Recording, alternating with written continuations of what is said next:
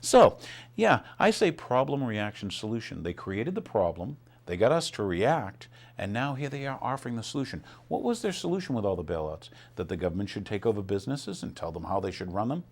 Wasn't this the land of free enterprise? Now, I know it hasn't been for probably 60, 40, or 60 plus years because they're into everybody's everything. Any of you business owners? Am I talking fictitiously? Would you like to come on the stage and tell the audience that they're not in every bit? Like if I look under my arm, Department of Labor's not under there telling me what I can do with my labor. Under this arm, the Internal Revenue, we all know about them. How about what am I sitting on? Department of Transportation? Hey, is my car registered? I mean, the list is endless, the amount of bureaucracy now. But it's interesting. So they held the economy hostage. Do you remember Paulson saying, if you don't do this, if you don't pass this weekend, if we don't get this bailout package going, show me the bailout guys who are happy. Look at them. They're laughing at this thing. If we don't pass this, crisis, the world is going to end. We have to bail out this.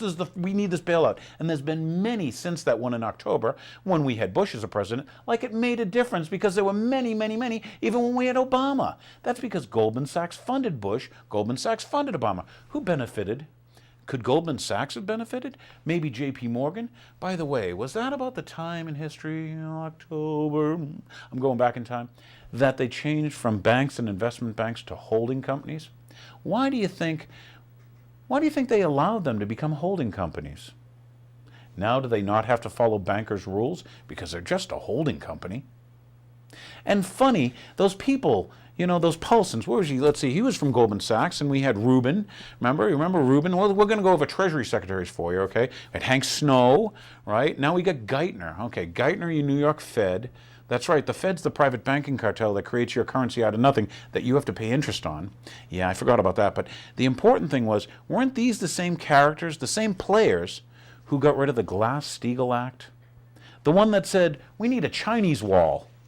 Now, I feel bad for the Chinese. We got a wall because investment banking's on this side and commercial banking's on that side and stuff, We can't mix them because sometimes people do bad things for money. They cheat, they steal, they lie. Criminals do that, don't they? Yeah.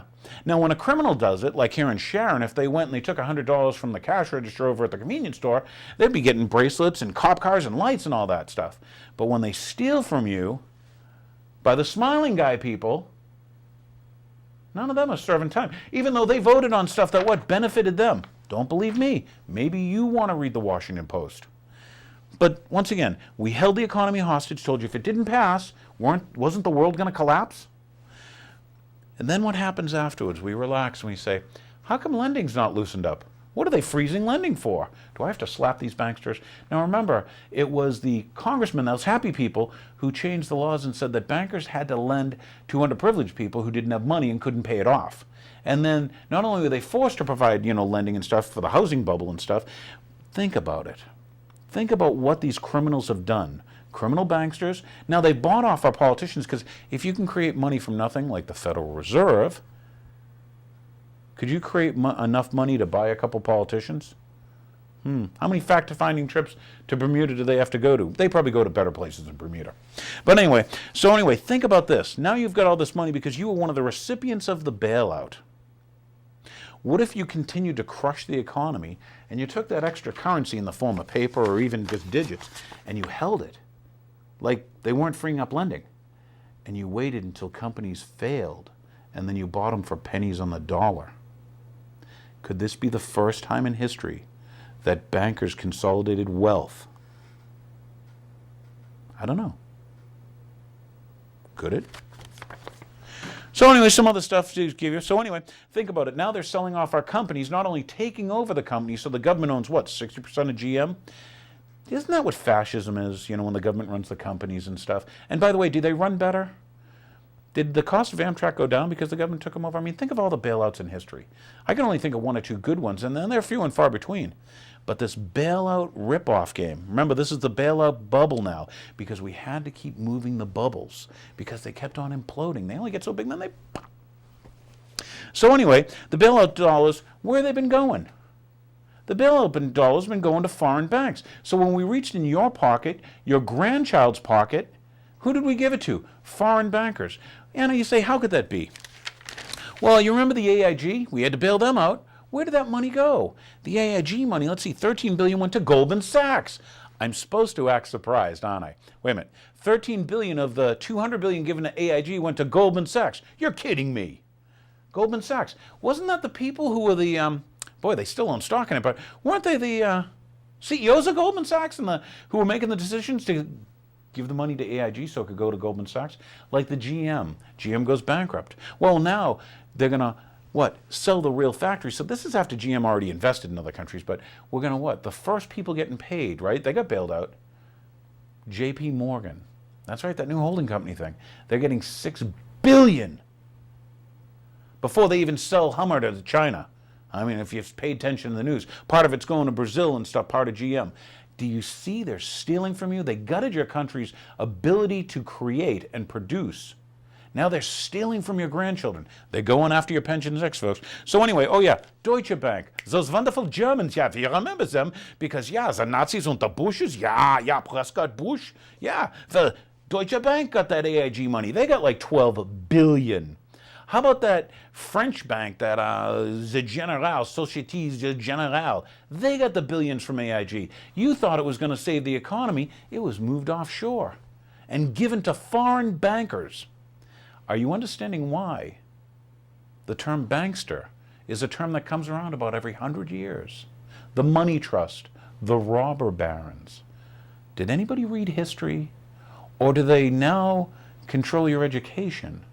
So maybe you don't get that history as much as you used to. So anyway, the Wall Street gang has taken over the government. And they don't care about Main Street. They're crushing Main Street because this is what totalitarian police states do. Okay? We'll get into that in another show, but think about it. Who was the biggest lender, the biggest contributor to Obama's campaign? Well, it was Goldman Sachs. I'm supposed to be surprised. You're supposed to act surprised. Boy, didn't they give this, weren't they the biggest one for McCain? Geez, I wonder why those were our two candidates. So now we have foreign companies controlling our media because of the 1996 Telecommunications Act. I could get windy. But things not to forget. It was Geithner and Rubin, okay, who destroyed the Glass-Steagall Act. And they're the ones who are posing as your saviors. They get the plan to, bail out. Look at how many bailouts have gone by. Are you people, do you understand when you create so much debt that you exceed your GDP in only 7 months, that your currency is going to be worth nothing? And remember, when I talk about all this fascism and the Nazi stuff, didn't they go through a thing called hyperinflation? Well, I'm telling you, here's your positive thing for the show. Get ready for hyperinflation. Get your family ready. Get your friends ready. The currency's going down the tank. Here's your happy ending. There is a great congressman out there. His name's Ron Paul. Boy, there's a little push for a great guy.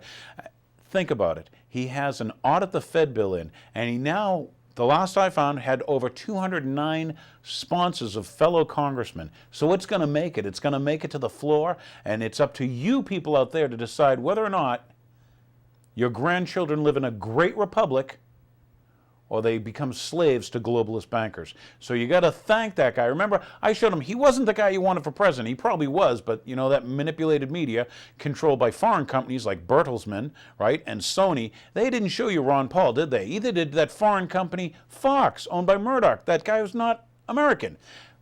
But once again, gosh, I've shown you Ron Paul lately, haven't I? Because when they did that swine flu pandemic fear thing, I showed you a doctor. He's Dr. Ron Paul, a practicing physician, delivered over 4,000 babies. He said, you know what? This is a lot of hype, this pandemic stuff.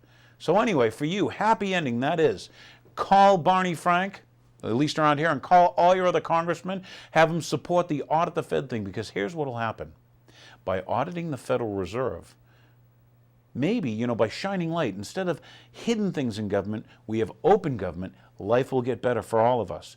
Maybe we can get a real good currency. Maybe we can get honest business and, the right type of, I want to say investments, because it'll all be open. Because remember the bailout clowns, I got to stay positive, the bailout clowns, they wouldn't tell you where the money went. But Ron Paul says, hey, let's audit the Fed, and he's got other congressmen with him. So there are good news. That's great news. Thanks for watching The Real Story. Call your representative. Help Ron Paul with the audit the Fed bill. Make sure they get on the side. Like I said, he's already got enough to get it on the floor, but it's time for us to save this republic and to help your grandchildren. Thanks for watching. And when it got down to the plane is 10 miles out, the young man also said to the vice president, "Do the orders still stand?" And the vice president turned and whipped his neck around and said, "Of course the orders still stand. Have you heard anything to the contrary?"